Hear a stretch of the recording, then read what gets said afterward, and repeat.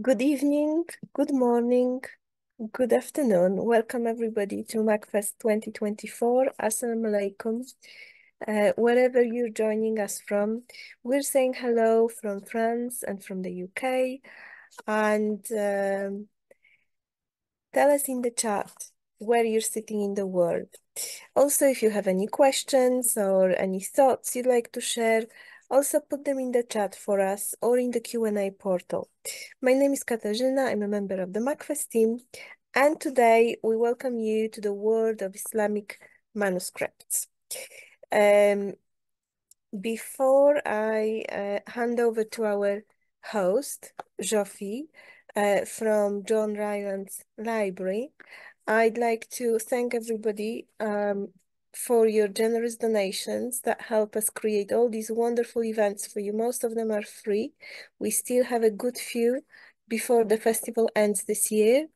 So if you keep looking on Eventbrite, on MACFEST social media, we are on Facebook, Twitter, Instagram, LinkedIn, and TikTok. And you stay connected to us on newsletter and use our hashtag spread honey, not hate. I'm sure you're not going to miss out on any events. As I said before, the host for today is Jofi Buda. She's the curator of global manuscripts at the John Rylands Library at the University of Manchester, and she's responsible, amongst others, for the Persian manuscript collection. She's a specialist in medieval Jewish manuscripts, and she worked as a Hebrew manuscript cataloger at the British Library and at the Bodleian Library, and as a research associate in Hebrew manuscripts at the John Rylands Research Institutes before joining the team of curators. So over to you, Jofi. Hello, good evening, everybody. I hope you can hear me. Thank you very much for the introduction, Katarzyna. In turn, let me introduce you to tonight's speaker, my dear colleague, Jake Benson. Jake catalogues the Persian manuscript holdings of the John Rylands Research Institute and Library, and his records are being uploaded onto both Fihrist, which is the Union Catalogue for Islamicate Manuscripts, and Manchester Digital Collections, which is the Rylands ever-growing database of digitized collection items. Originally trained as a bookbinder, conservator, and paper marbler, Jake graduated from Boston's North Bennett Street School in 1995, and then worked as a book and paper conservator for many years. Inspired by Arabic, Persian, and Turkish technical accounts on manuscript production, he studied those languages at the University of Maryland, and from 2012 to 2016, he assisted the National Library of Egypt in Cairo with cataloging, exhibiting, and preserving of their world-famous manuscripts as both curator and senior conservator. Jake shall soon defend his doctorate on early history of paper marbling at Leiden University. Good luck, Jake. And he's also an author of several articles and book chapters, and he shall soon publish a detailed analysis of Rylands' Persian MS-10, which is a gorgeous calligraphy album that was commissioned as a gift for the British linguist and judge Sir William Jones, and the images of which you can already view in Manchester Digital Collections. Before I hand it over to Jake, I would like to ask you if you have any questions, please put them into the chat or the Q&A, or ask at the end of the presentation. And now over to you, Jake.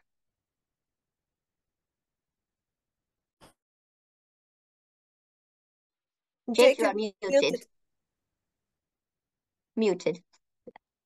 Thank you so much for your introduction, both of you, and I think we should just proceed to the presentation. We can have a discussion afterwards. Thank you.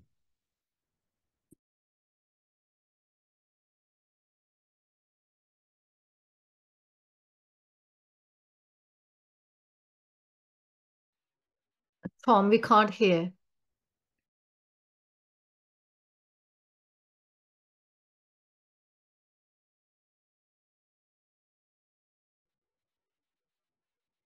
Manuscripts. Yes, that's better. Greetings, everyone. and thank you for attending, and thank you to Kaisra Shahraz for inviting me to speak to you today on the topic of stories and storytelling in Islamic manuscripts held in the John Rylands Research Institute and Library at the University of Manchester. I currently work part-time, supported by grants kindly awarded by the Persian Heritage and Sudabar Memorial Foundations to contribute records about these volumes to both Fihrist, the UK's Union Catalogue for Islamic Manuscripts, and also to accompany digital images in Manchester Digital Collections, or MDC, a selection from which I shall share. The Islamic world spawned a vast literature, including many tales and fictional narratives that tremendously impacted global literature. In fact, this literature brings together many different tales preserved orally for generations. Storytellers, or naqal, narrated tales for public entertainment. These oral traditions drew upon a wider variety of sources, including many that circulated for centuries. This scene from the maqamat, or assemblies, of al-Hariri depicts scholars at work in the Dar al-Hikmah, or House of Wisdom, in Baghdad. There, they translated many works, not only on philosophy and science, but also tales and stories preserved in other languages as well. One collection, entitled Kalilah and Dimna, named for two jackals seen here, proved incredibly influential and inspired a global fascination with fables and ultimately influenced English literature. They originated in a collection of 5 Sanskrit tales called Panchatantra that a Middle Persian scholar, Borzuya, translated into that language in the 4th century, from which Arabic scholar Ibn Muqaffa translated it into Arabic in the 8th century. In the tales, Kalilah and Dimna both narrate stories and in some cases also play protagonists. These fables often have a moral or ethical element, hence their popularity. Inspired by such fables, poet Ubayd Zakhani penned a famous satire about a cat thought to represent a tyrannical ruler who terrorizes a community of mice. The Rylands holds a remarkable illustrated copy, probably completed at the Musawir Khana, or Atelier, of painter Fakir Chand and his son Shiva Lal, known as Shahi Musawir, in Patna before 1846. On the left, the mice indulge themselves in drinking at a tavern, while the cat lies in wait at the bottom behind a pot, and then on the right jumps out and seizes one of them.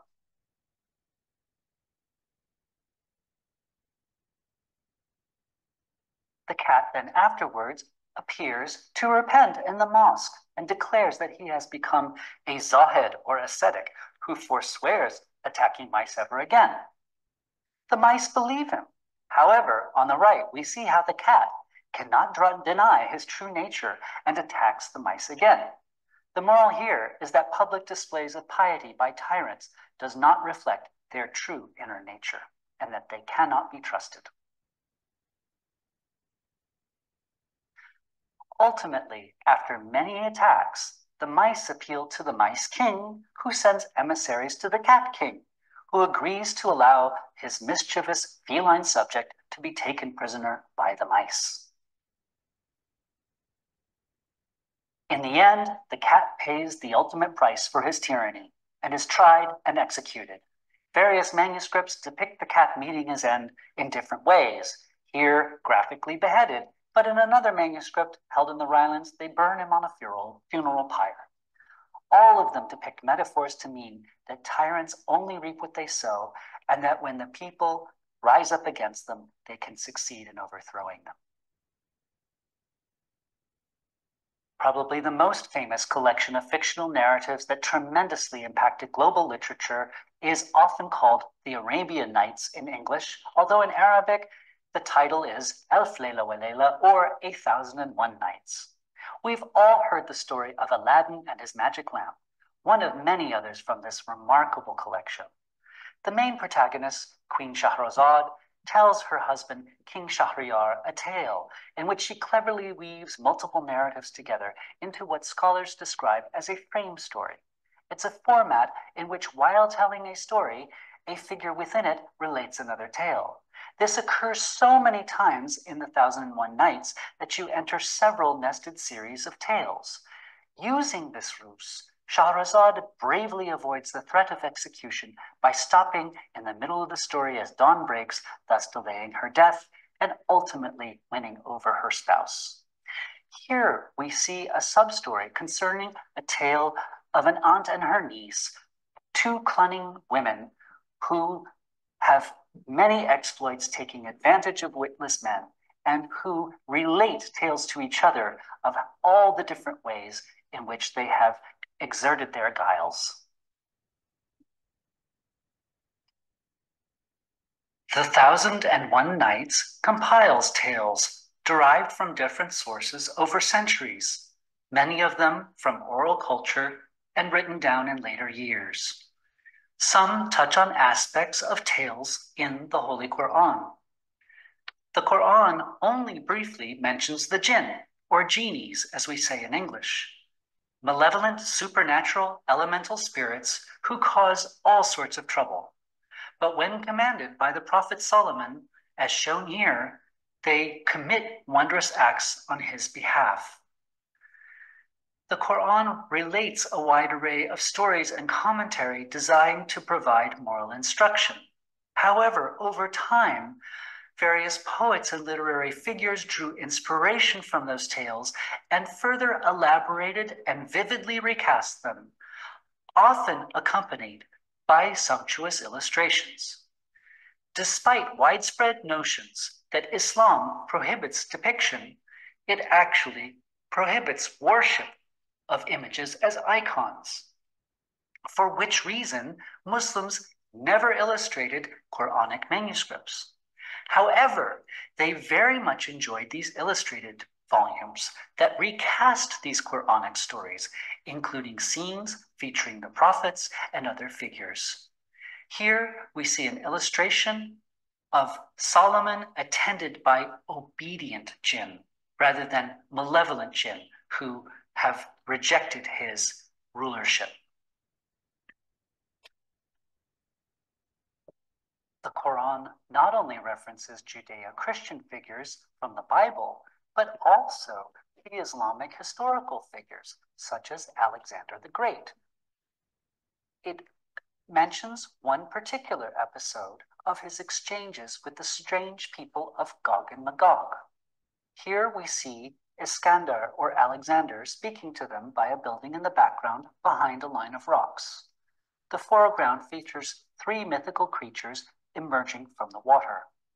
A party of Iskandar's mounted followers peer out from behind the rocks at the bottom left and watch events as they unfold. According to the story, Iskandar builds a wall to restrain these strange foreign people from invading his domains. Great heroic epics, such as the Shahnameh or Persian Book of Kings, also relate stories of Alexander, as exemplified by this tender-hearted scene in which Iskandar attends to a dying Dara. This refers to the historical exchanges between Alexander the Great and Darius.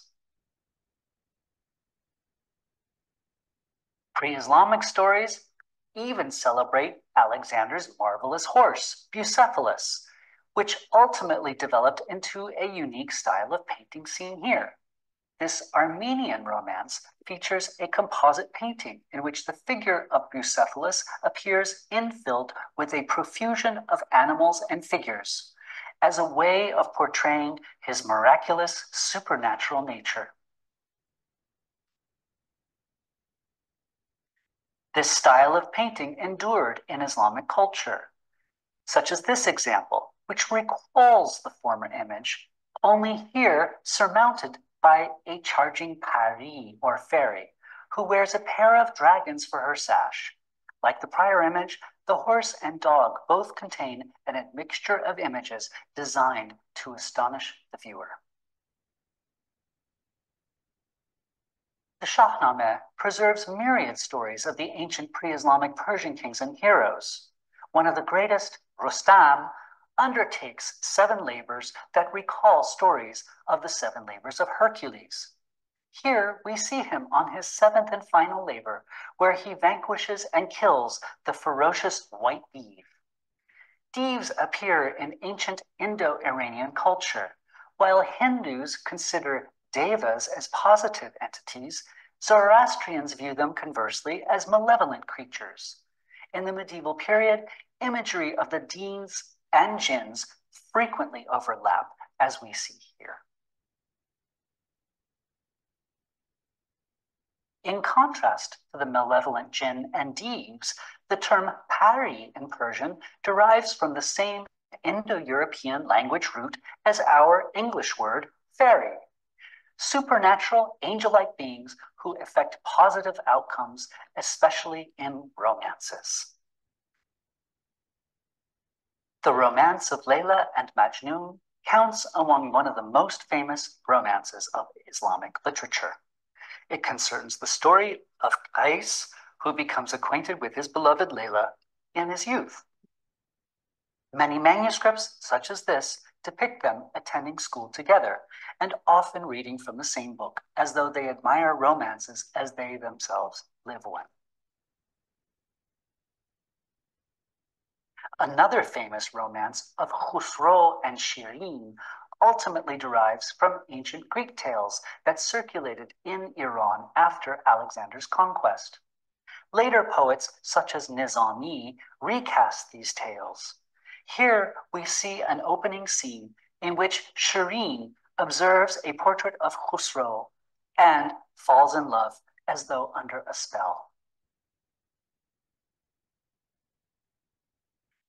The translation of Persian poetry and literature tremendously impacted and enriched many famous British writers, such as Isaac Disraeli, the father of Prime Minister Benjamin Disraeli, who drew inspiration from them to pen his own original English prose redaction of the story, The Loves of Majnun and Layla, a celebrated Persian romance, with notes illustrative of the manners and customs of the Persians.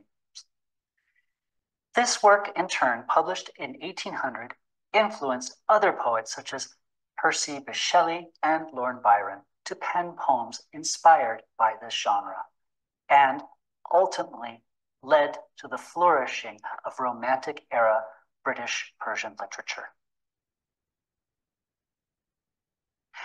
Tales such as the Arabian Nights also appeared in translation in the 18th and 19th centuries.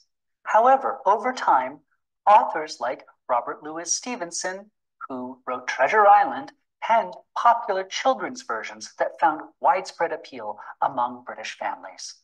Many beautifully illustrated versions appeared as well, often valued very highly by book collectors today.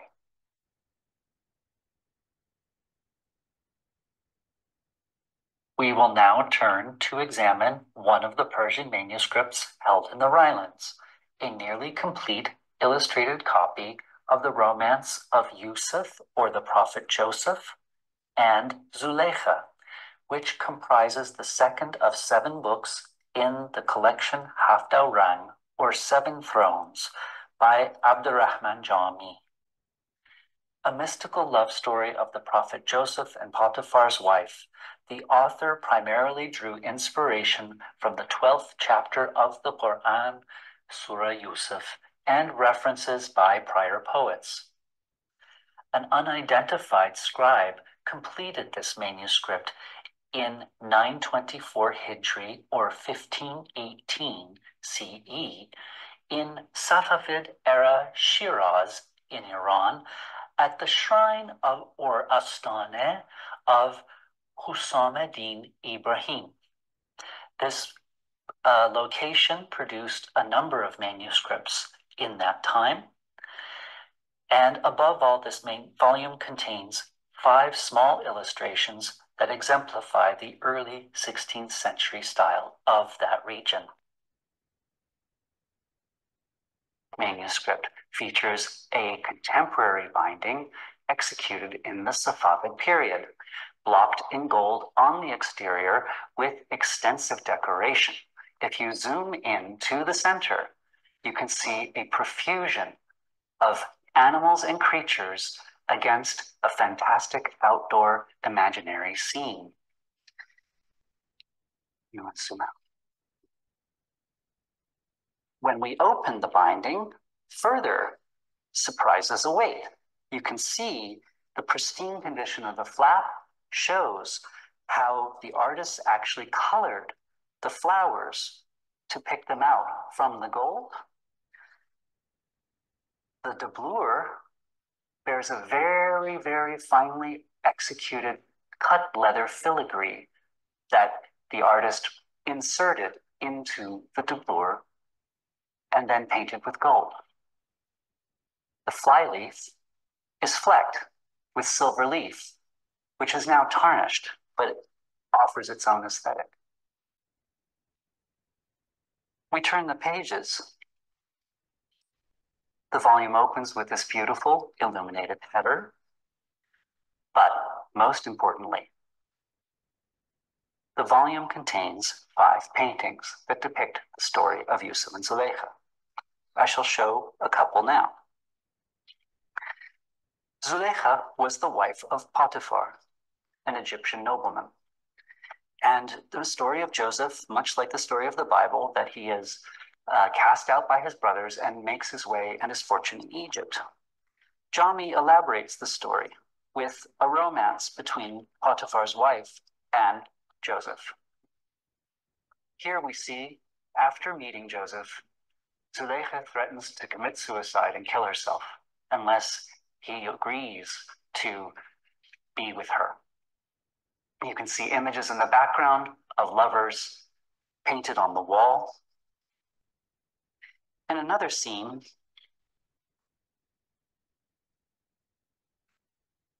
Zuleika invites her friends for a lunch.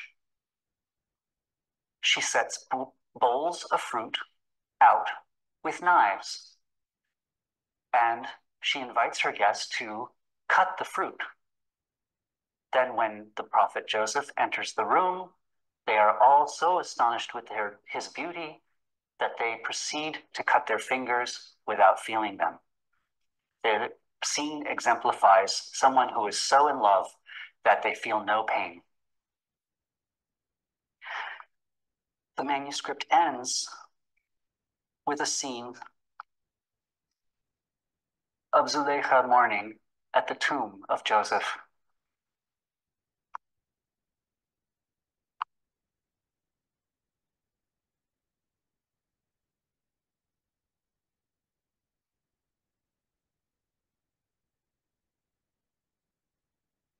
In conclusion, I hope that this brief lecture inspires you and your loved ones to revisit stories that you enjoyed as children and reconsider their origins and cultural implications in light of what you've seen today.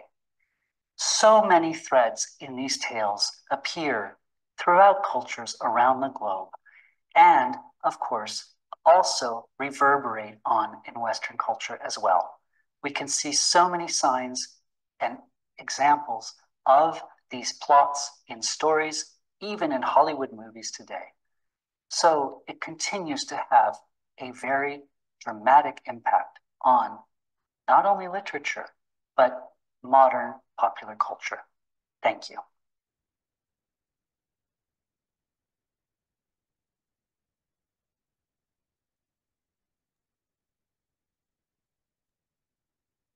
Thank you very much, Jake. It was fascinating. Can I please ask Katarzyna if you could put Jake, put the handout again into the chat so everyone can discover the links, because most of these manuscripts are fully digitized and you can look at them, at your pleasure. If we manage to insert again the handout with all the links, I did put some into the chat as we were going along, but not all of them. Thank you. Wonderful. Can I have the first question, please? Because I have never noticed that on slide 11, so I think that was Persian MS 36, the scene showing Iskandar and the people of Gog and Magog, some of the figures are defaced. Do we know if it's deliberate or if it's just an accidental damage? Or do we know anything about why? Jake?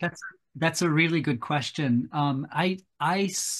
Feel my own feeling there is that it's a very damaged manuscript and that the paint layers did not hold up well over time. There seems to be something of a crease through the middle of Iskandar's face.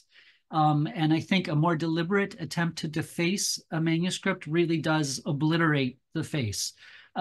So I just feel that that particular manuscript just shows signs of age. I have seen a number of instances where manuscripts appear so damaged that people conclude that someone has intentionally done this to it. But as a conservator, I look at it and I don't see those signs of intent. I actually treated a Shahnameh once where all of the faces were painted on a white ground that was not fixed to the paper, and all of the white base delaminated from the paper substrate, and it left craters. If you looked under a microscope, they looked like craters where the faces had been. And someone then tried to repaint the faces inside these craters quite in an amateur way, which looked rather silly, but many people concluded, oh, someone defaced this. But that's not what happened. Someone tried to restore it, not very well. I see. Thank you. So the floor is open if anyone else have questions. I don't know, I don't see the Q&A. To see. There are no questions at the moment in the Q&A portal. If anybody has any questions, please put them in the chat now. We will answer hopefully all of them.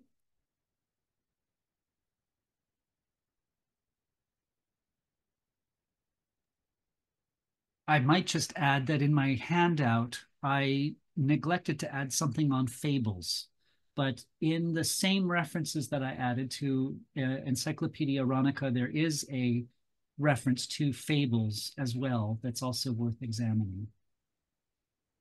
Thank you. And then I grabbed the opportunity and asked another question. So I am an art historian by training, and I'm absolutely fascinated by this cat and mouse story. And are there many illustrated manuscripts of this story?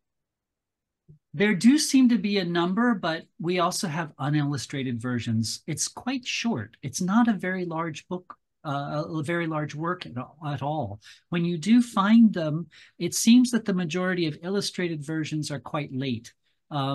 There's a wonderful essay on this text in Encyclopedia Ironica, and also Dr. Dagmar Rydal has done quite a lot of research on published editions of the work. It's interesting because in the modern era, many, many different cartoonists produced published copies of this work. In fact, a very interesting one completed by Ezra Pound, which it's a rather interesting edition, but you can see that many different European writers had fun with the text and illustrating it as well. There's a very famous, several different famous Iranian political cartoonists also published editions where, even though it was a historical text, they were doing it in a way to challenge the government's laws and rules, and as a way of critiquing the government without necessarily overtly doing so. So it's interesting how that particular tale has been used in that fashion. Another interesting point I have in the references to that particular text, a British woman translated the entire text into English, but she never published it. And I'm very, very pleased that SOAS, the School of Oriental and African Studies, very kindly digitized their manuscript of her translation, because I think it's quite interesting. This woman took it upon herself to translate that work and do so in rhyming metric form in English, which is really tough to do. She worked on it for years. She actually came out with a second version, which again, she never published. But she was continually correcting this work. And it's just a wonderful testament to somebody's inspiration. Her name was Anne Weeks, and all I've been able to learn is that she was received an award to attend Oxford, and that she later lectured 100 years ago at SOAS, but I still cannot determine whatever became of her. And do we know why she didn't publish? No, I just wonder if perhaps, I mean, speaking today, could it be a gendered issue that she wasn't considered a full professor, etc., so that maybe, she did what she thought her best, but she didn't feel that she had the opportunity to properly publish the work. So I strongly encourage everyone to view that, because it's really quite remarkable. And I think it's even more fun if you look at the Rylands images and then read her translation. So it's really great that you can do that. And one of the things you can do in MDC is with our tools, what we call the IIIF standard, you can compare the SOAS manuscript that I give in the hyperlinks along with the manuscript in the Rylands. So, and there is no other English translation as yet. No. Ezra Pound published one called Gorby and the Rats. So he changed the name of the cat to Gorby, as a gorba, meaning a cat. Gorby and the Rats. So that was his edition. But there's actually quite a number of translations into English. Take your pick.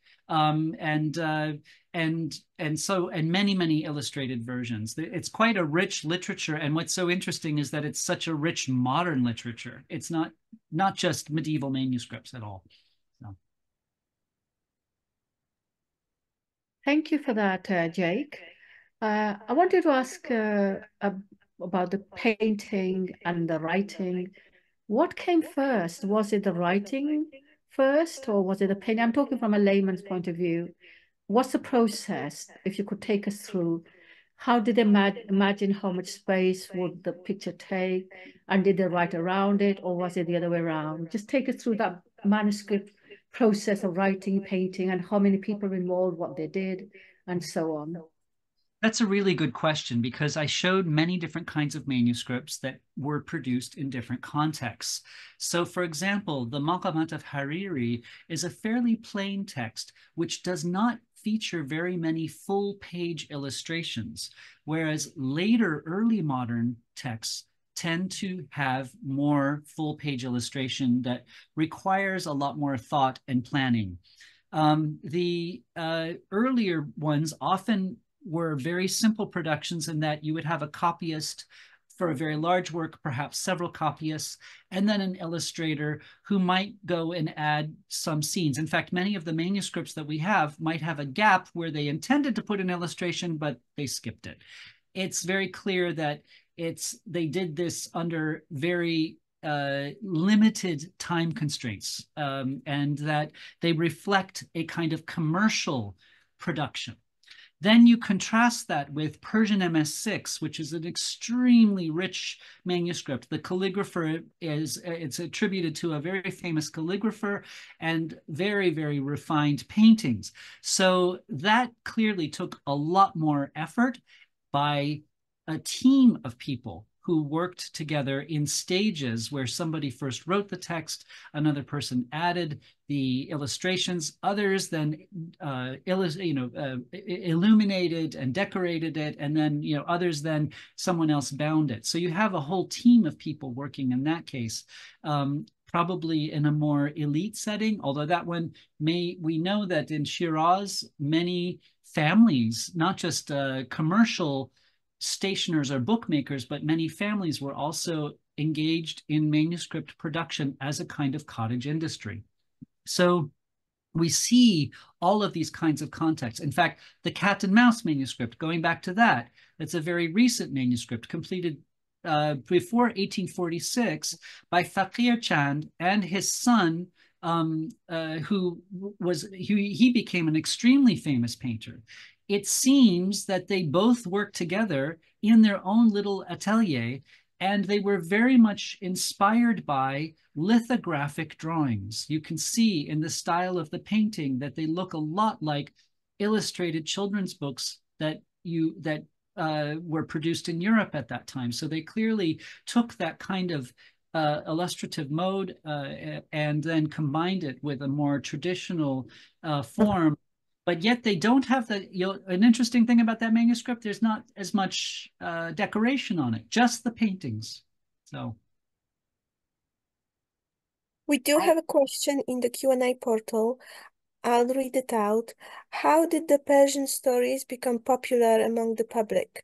How and where were they shared? Well, if you're meaning with the Islamic public or the native population itself, I mentioned the role of the storytellers, and I didn't have time to perhaps go into that more, but storytellers played a significant role in Persian culture in several different ways. One was simply as entertainment. I mean, you would go particularly in certain spaces like a coffee shop. A coffee shop was a space in the early modern period where particularly men would meet and discuss, tell jokes and such, but storytelling became a significant aspect of this. Storytelling also plays a major role within the Shi'i Muslim community predominant in Iran, and especially at the time of the celebration of Ashura, or the martyrdom of Imam Hussein.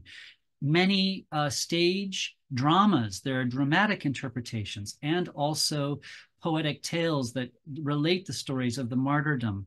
This type of public narration became especially pronounced in Persianate culture that is not necessarily seen the same way in other regions. You do have, of course, for example, public storytelling of, say, the 1001 Nights, that kind of thing. So we have to think back to a time before television. What did people do? And not everybody could read. So, not everybody could have access to manuscripts like this. So many of these stories were, in fact, told from memory and passed down by word of mouth, not necessarily written down. And hence, that's why we see so much variation and so many subplots. And in fact, with works like the Shahnameh, that manuscript, that text really grows over the course of centuries and acquires more and more sub-stories that Ferdowsi never wrote himself. So there's many, many sub-stories, what Gabriele Vandenberg at Leiden refers to as extra-cyclical tales, where they have augmented the traditional corpus with a whole bunch of different plots, oftentimes borrowed from other epics, where they think, oh, I like that idea, let me add that here and embellish the story a little bit more. So there's, for example, when Rustam captures Rakhsh, there's a shepherd standing nearby. And then some of the versions, there's a whole story about the shepherd and what the shepherd is doing and what the shepherd watches and, what's he doing there. But none of that is in the original text. So. Thank you so much for that, Jake. Fascinating. Talking about the stories, Layla and Majnun and Shireen and Khosrow, so they've been covered for centuries, correct? Over across Persia, maybe Turkey. What I'm asking for is the style. I mean, obviously things develop within centuries, painters. What's the stark difference between, say, the early version of those stories, the portrayal, the depiction, compared with, say, later version, just to get a feel of the difference over centuries? Obviously, painters are all different from different cities. They bring their own different artistic influences, but just a generic sort of, how shall I say, illustration, if you can tell us about it. That's a really good question. Thank you. I think there's several different modes that occur. One of the things with some of these stories, Khosrow and Shireen derives from a pre-Islamic romance of one of the ancient Persian kings. Right. Others actually even, Professor Dick Davis found some of the plot elements in these Persian tales actually derive from the Hellenic period Greek text. This dates all the way back to Alexander the Greek conquest of Persia. So that's how long some of these stories have been circulating in that region. And conversely, rather than think that the Greeks only influenced the Persians, actually the Greeks became heavily influenced by the Persians whom they had conquered. So you have a great significant exchange of literature at that time period. You move on later, someone like Nizami, he hears this old story and he recasts it as what is then a new Persian Masnavi. And this enables the Masnavi form in rhyming couplets, enables retention and recitation. That itself forms a kind of social engagement with people just on the basis of the text alone, not even getting to the point of the illustration. This text becomes a celebrated one, a quintet, long before they're even illustrating the manuscripts, to the point that others even try and emulate his style. Several centuries later, when we start to see these manuscripts become illustrated, especially in the 15th century and afterwards, really, we also start to see poets recast some of the same tales. So Hatafi is a very famous poet, a nephew of Jami, who in fact retells the story of Layla and Majnun in a much more simple and clear style compared to Nizami's archaic medieval style. Hatafi's style actually grew incredibly popular in a very short space of time. It was being read, he was from Herat, but it was being read in Istanbul in India within a few decades. He largely displaced the influence of Nizami because this was such a fresh retelling. And so much so that even Sir William Jones comments on Hatafi's superior version. So you see that even others pick up on that these retellings help to clarify the story. And it enables a broader segment of the public to enjoy them. So then we start to see more illustrations as well. And the illustrations become more and more sophisticated. In the case of Layla and Majnun, it's extremely common to see several different scenes in the manuscripts. I mentioned the school scene. You almost always see a school scene in a Layla and Majnun manuscript. They're almost a kind of a prototype, a stock scene, if you would, where they show the two of them attending classes together with some sort of teacher, and they're learning to write in books and other things, sometimes reading from the same book. They also very often show an image that I did not of Majnun. He's Qais at first, but he becomes called Majnun, or he goes mad, and he befriends animals. So you very often see depictions of Majnun with the animals. The one I showed of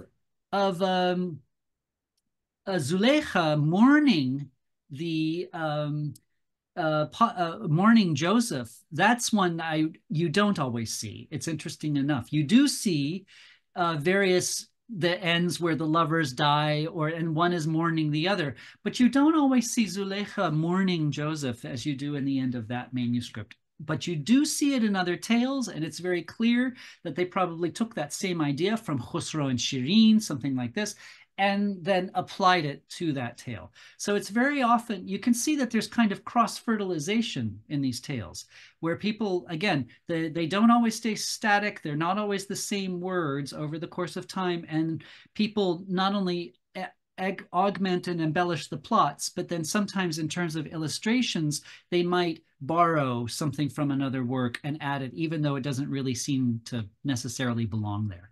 Or they use it as a kind of a way of embellishing it. So I hope that answers your question. Yes, it does. I hope if there's any more question, everyone, please do ask. Otherwise, I have a question, please. Okay.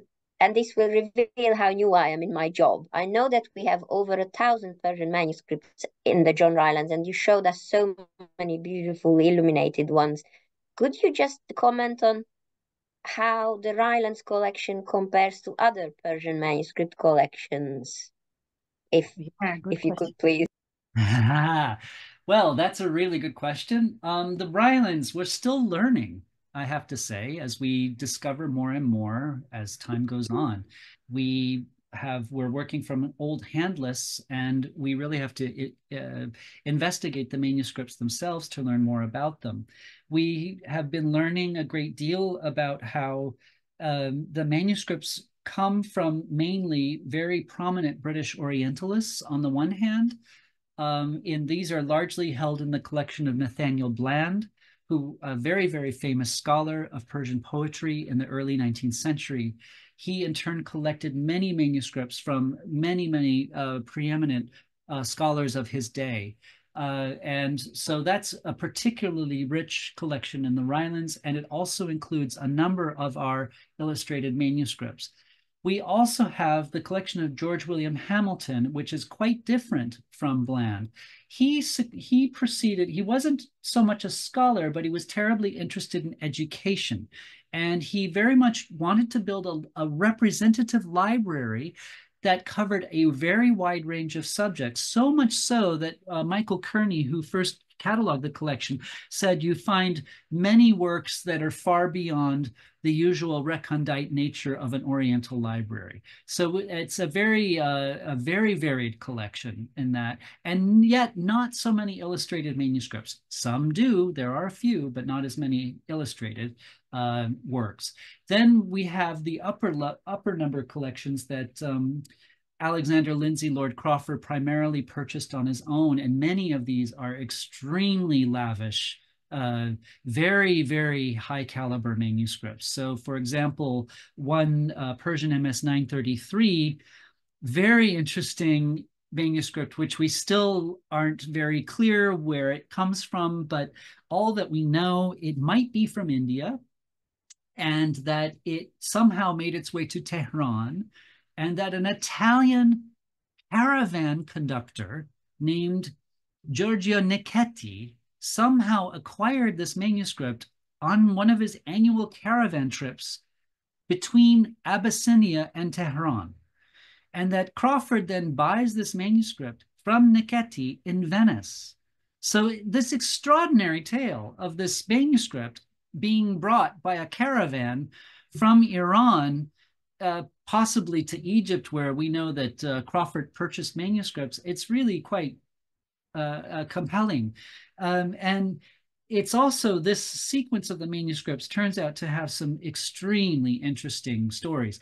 One that I did not mention today, we have a very interesting text, the Filname, or the Book of Elephants, which is Persian MS 884, which includes, it's really 3 different texts, but one of the very first text, it's really interesting. It is a genealogy of mahouts, or elephant drivers, which, according to the text, it says that Noah, of course, when he took all the animals on the ark in the biblical story, that he was the first elephant driver, and that his sons were elephant drivers. And so the knowledge of being an elephant driver passed down from Noah and his sons down to the present day. And it is filled with the tales of the different descendants who are elephant drivers and their mastery of elephant driving. So it's quite an interesting story. And it's definitely one you don't find in the Bible, you don't find in the Quran, you don't find in any Talmud or any exegesis anywhere. And yet there it is. So it's fun too. It's an amazing, interesting and multifaceted text. Thank you, Jake. If there's no more questions, I want to appeal to our audience who are here. Jake, as always, you've got people with us from right across the world, and I'm appealing to them to suggest some ideas of any speakers, of any museums, any libraries you recommend for our next year's MACFEST 2025. We love to benefit, and we would welcome your knowledge. So you can put it in the chat or get in touch with us. Love to have your knowledge here. So for me, if Sophie, if you don't have any comments or question, I can finish off with 2 questions. One, Jake, was there anything that the painters were shied away from or was taboo to post in their painting? That was one question. Secondly, because I'm really impressed by your wealth of background of the Islamic world, including painting and manuscript. Can you tell me 1 or 2 examples of where you said, wow, this is absolutely amazing. What was it? And I'm sure you had those moments many, but if you could illustrate one or two of those examples, because I know every time I look at manuscripts, it's just an amazing feast. I'm just blown away by it. What was it for you, over the course of years? Well, for your first question, that's a really tricky one. And I, I may be the historian of an art, but I like to say I'm not necessarily an art historian. I'm more of a historian of technology, and I look at manuscripts as a kind of technology. But the main thing is that as far as forbidden topics, well, because of the issue of depiction of the prophet and its consideration as Yes, I understand that. yeah, it's very much the common thing. But yet we do see illustrations of the prophets in non-canonical or basically non-Quran manuscripts. No Quran is illustrated. This is one of the most, that is the essential iconographic feature of Islam. But this idea that no pictures ever exist in Islam, that's a very extreme view, and one that definitely does not reflect the wealth of heritage objects, including manuscripts, which do include depictions. We also even have, medieval Islamic statuary, things like this. But because of these kinds of essentialist views, that unfortunately these ideas that, the prophet is never depicted or should never be depicted, these kinds of things have been a little bit overemphasized. The truth is that really it is about worshiping images, not necessarily the presence of an image. Necessarily, we do see, I think, as far as other topics that might be considered verboten, I'm not really sure.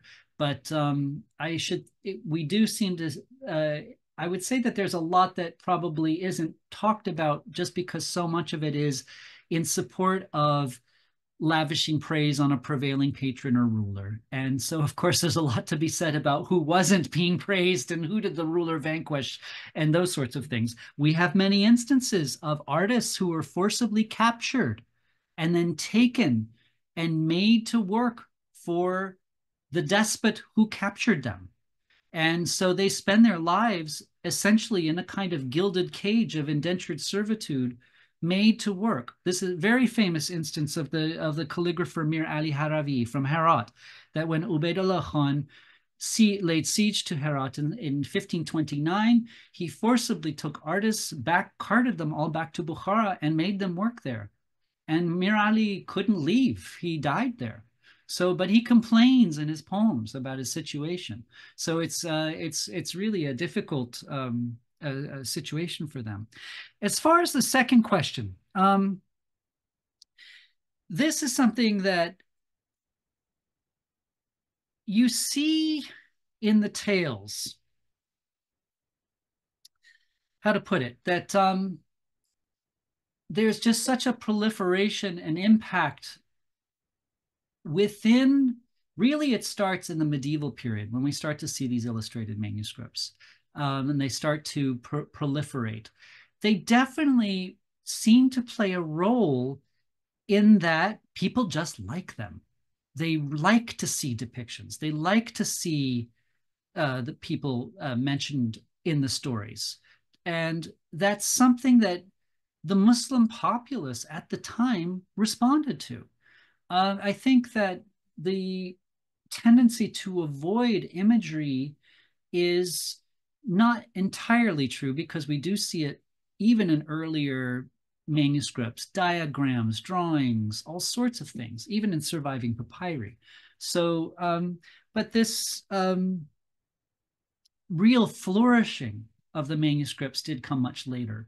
And of course, we have what survives, but it's also very clear that even from what does survive, that there's definitely a period where the revival of interest in illustrated manuscripts that begins in largely the 14th and 15th centuries onwards. So before that time, we really don't have what I would call illustrated manuscripts. We might have diagrams and drawings, but not truly illustrated manuscripts with paintings.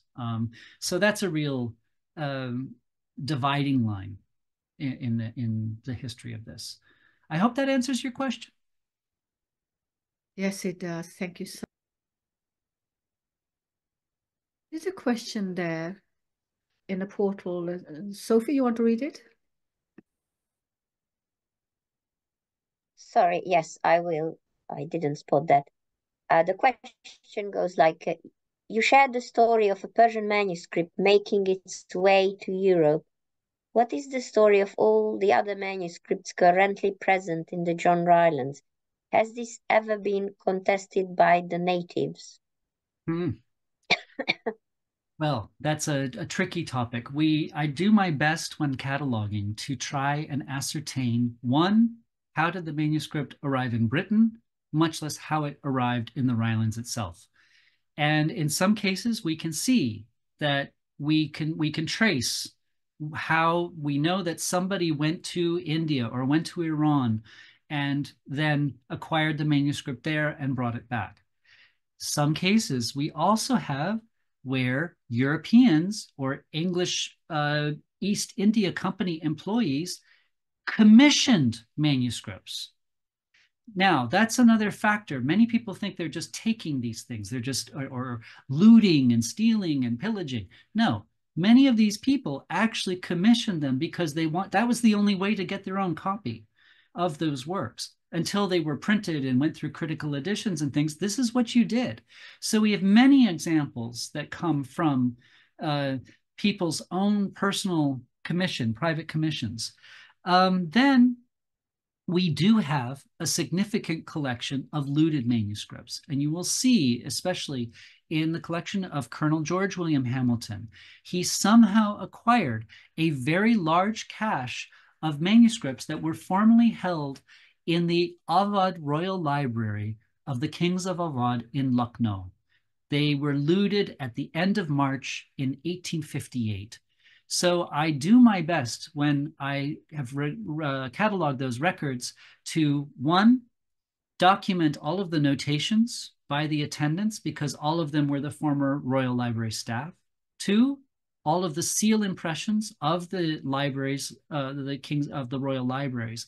So I have given a list of the seals, and then in MDC, you can actually click on links and then go directly to a snapshot of the specific seal in question. I then also link to the eyewitness account of the looting and mention that this was explicitly probably looted by British forces on this day. Now, as far as someone trying to reclaim these collections, it's a bit tough in that the polity of Awadh no longer exists. The the government of India, which now occupies much of that region, has not expressed an interest in having those manuscripts returned. And under the current paradigm under Narendra Modi, I don't think that will be a very high priority, especially since the political representative of that region, Yogi Adityanath, is diametrically opposed to this heritage. That really is a trouble in itself. So I think really and truly the best situation we can have is to digitize the manuscripts, fully acknowledge and account what happened, and that the Rylands is a repository for them now, but it's not like the Rylands or that Enriqueta Rylands stole them from India. We can't say it. It's not like that. But there is some, quite a bit of accounting to do. It's very clear that, for example, Hamilton's family marketed the sale of that collection as a looted collection, and that was the value of that collection is the fact that it was stolen, and that was definitely a point for Enriqueta herself in acquiring the Lindesiana Library for the Rylands. So this is something where that history of looting is something that, of course, we're still dealing with, and that you have many, many facets. They are not necessarily neat and tidy. They are not necessarily examples of just a unidirectional taking and stealing either. Like I said, we have many examples of of commissioned texts as well. So even Hamilton, you know, he acquired looted texts, but he also commissioned them. And in many cases, he took those looted texts and he even tried to complete them.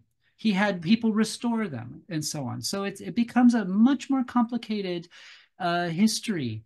And yet it's also very fascinating because each stage along the way, there's definitely people who have concerns and interests and motivations. And in many cases, they're not necessarily so nefarious. I think Hamilton really thought himself something of a savior. Now, whether we could debate whether or not in our current context that's something really we would agree is ethical, but at the time, he definitely felt that he was saving this collection for the future. I don't mean to defend Hamilton or his views or his acquisition, but I'm just saying that is probably how he saw himself. And as a result, we do have them in the Rylands today. So and we are trying as much as possible to share them with the public and be fully explicit and forthcoming about that. Yes, if I can add, we try to be totally transparent, but at the same time do more provenance research so we ourselves know better about the origins of these items. If I might just add to that, it just, many address this as an issue in decolonization, but I see it as simply an issue of accountability. Rather than an ism or an itty or something like this. It's just simply, well, it is an itty. Accountability is the one itty. I want to see that collections put more effort into mentioning how they acquired these items and also how they came into the country, because sometimes that in itself is something worth mentioning, like the looting. So thank you. Thank you so much, Jake. Is that all? Any other questions? We can't see any more questions. Let me just quickly look through the chat. No, I can't see anything more coming up. Time to thank you, Jake. Thank you. Thank you again, Kaisra. Thank you, Jofi. Thanks to all of you for hosting this event, and I look forward to more in the future. Inshallah. Thank you so much. Thank you, Jake. Thank you, Jofi. Thank you, Kaisra, for being with us today. And before we go away, I would just like to mention that we've got an event this Saturday. Another really fascinating event. And this one is from Dublin, from Chester Beatty Library. And then on Sunday, we've got a photography event, issues of culture and identity with amazing photographers and their twins. And they work together, they collaborate. So it's a really want to not to miss this event. And before you go away, I would just like to remind you that we've got MACFEST Arts Awards submission process open now until the 30th of June. So if you are a Muslim and you are creative, or you're an artist, or you just produce artworks for yourself, and you've got something you would like to show, please head over to MACFEST website, to the Arts Awards page, and submit your works for free, and then you have a chance to have your artworks exhibited at the University of Salford, and perhaps even selected for an art prize. So thank you very much for today, and hopefully see a lot of you this Saturday. Thank you, John Ryland team. Amazing session as always.